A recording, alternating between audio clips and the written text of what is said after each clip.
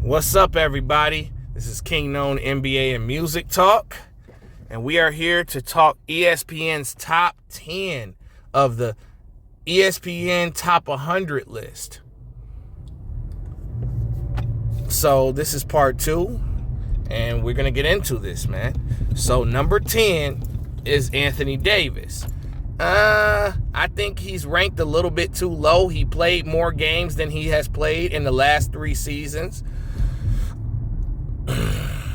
I feel like Davis was a pivotal part of the Lakers getting to the playoffs. You know, they were shit dead last damn near in that Western Conference. And for them to go from 12th to 7th was amazing. And he was a major part of it. And I don't think he gets enough credit. And he doesn't get enough credit for what he did in the NBA playoffs this year on the offensive side of the ball and the defensive side of the ball. And I feel like AD's one of those guys that, you know, doesn't get enough due. You know, I understand in the past he's been injury prone. Understood.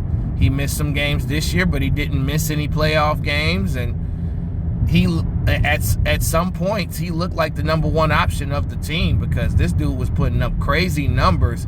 When LeBron got hurt, this dude was going crazy. And he was doing a lot of damage on both sides of the court. I don't know how y'all would feel about that, but I think that Anthony Davis is ranked too low. He should be top 5. That's just me. Number 9, LeBron James. I'm not surprised by this at all. I'm not surprised. You know, I'm surprised they didn't rank him higher. I thought he would have been number 1, you know, knowing ESPN, how much clutch sports checks that these motherfucking analysts are collecting. But all jokes aside, this season was pretty solid for him. He did good in the first 2 rounds of the playoffs. In the Denver series, you know, he just couldn't get a win, you know what I'm saying? And he gets all this GOAT praise and GOAT expectations and stuff, so I hold him to a high standard. But I think LeBron is outside of the top 10. I think what Jimmy Butler and Devin Booker did in last year's playoffs put those 2 ahead of him on my list, at least. My full list is available. My full playlist is available as the top 50 players of 2023. You can take a look at that, but I don't agree with this, but it's not too far from the truth. Number 8, whoa, this surprised me, y'all. I'm not gonna lie. Shai Gilgeous-Alexander at number 8. I mean, I like him. He had an amazing season. He got the Thunder almost through the play-in, but his team did not make the playoffs. He shouldn't be in the top 10. You know what I'm saying? I don't think he should be top 10, not because he just didn't make the playoffs, but I just feel like it's a little bit too early in this man's career for him to be, like, mentioned amongst the LeBron and the Anthony Davises and the Jimmy Butlers and them yet. He's top 15, though. Don't get me wrong. He is a good player. But I feel like he needs to make more of an impact on in the playoffs. That's just me. I just think that Shai, you know, he's a good player. He will be a great player one day, but I just think number 8 is entirely too high. Kevin Durant at number 7. I don't disagree with this at all. I had him ranked 8th on my list. So I don't disagree with this at all. Not even a little bit. Even with him being hurt, he still showed up when they needed him in the playoffs. I give KD his credit. And I give KD credit for recovering from a torn Achilles. Not many athletes recover from that injury. You know what I'm saying? And Kevin Durant doesn't necessarily have the typical basketball body, pause, but it's just great to see him bounce back. Number 6, Jason Tatum. I rank Jason Tatum number 6. I don't disagree with this at all. I'm cool with it, actually. Number 5, Steph Curry. I think I ranked him number 4, so it's not too far off from where I ranked him. But Steph Curry, at this stage of his career, is still out here doing his thing and making his team better. And, you know, he did pretty well in the playoffs. I can't complain. And I have a problem with this. I really do. I mean, I'm not saying that, you know, if we talking about talent, Luka is top 5, but Luka didn't have, I mean, Luka number-wise had a great season, but his team got eliminated from playoff contention. That the team didn't even make the play-in, and they were expected to do a lot more. So for him to be the best player on that team, the reputation got to take a little hit.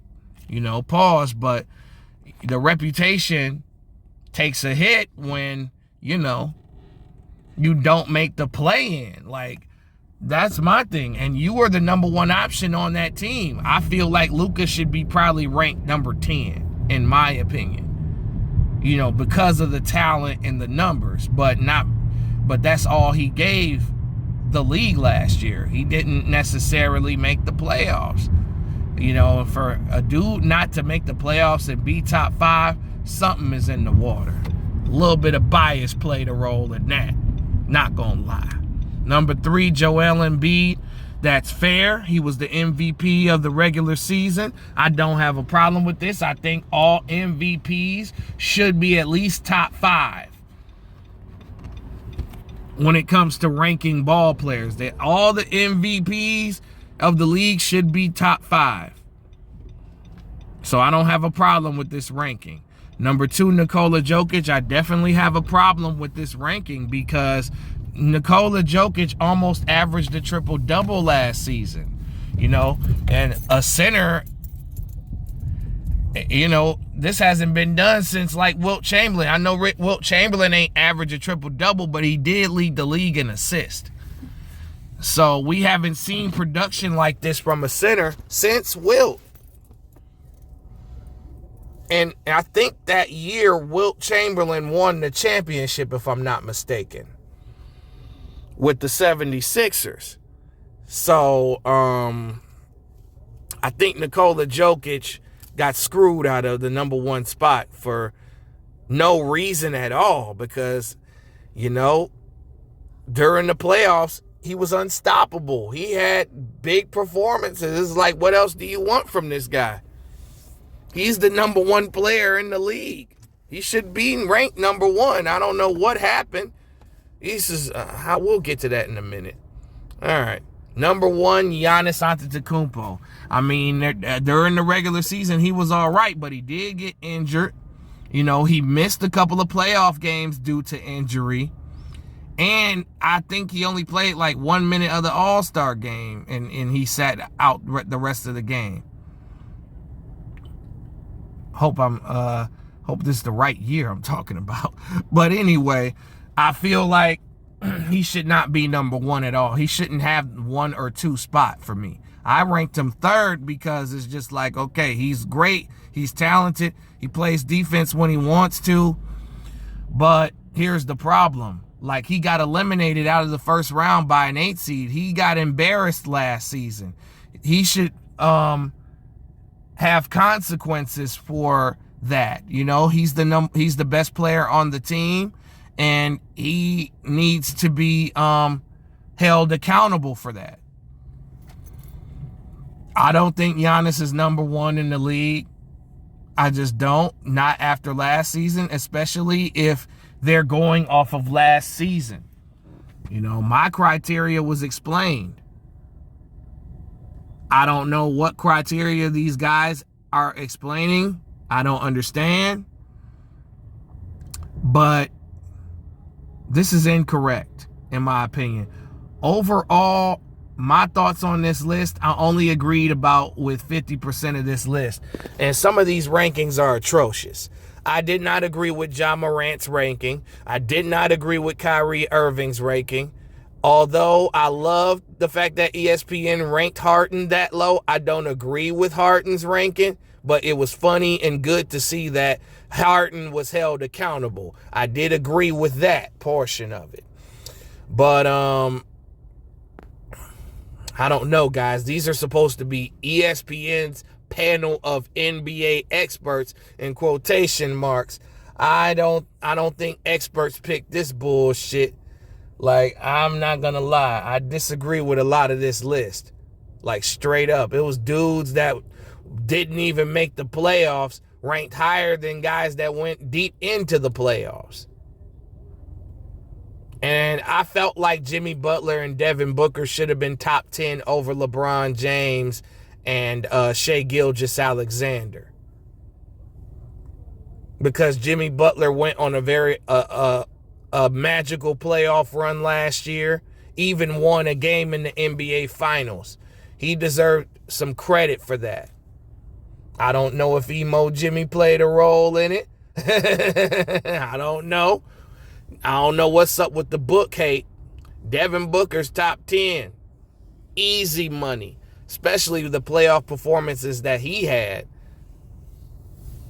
So I don't know, man. Y'all niggas need to go back to the drawing board, and hopefully next year they come out with a better list. All right, this is King Known NBA and Music Talk. Like, comment, subscribe, and dislike if you hate it. Dislike if you hate it. You know, all right? My podcast is King Known Uncensored. It's available on Spotify, Apple Podcasts, and Google Podcasts. So I want to thank y'all for checking me out. And I'm gone.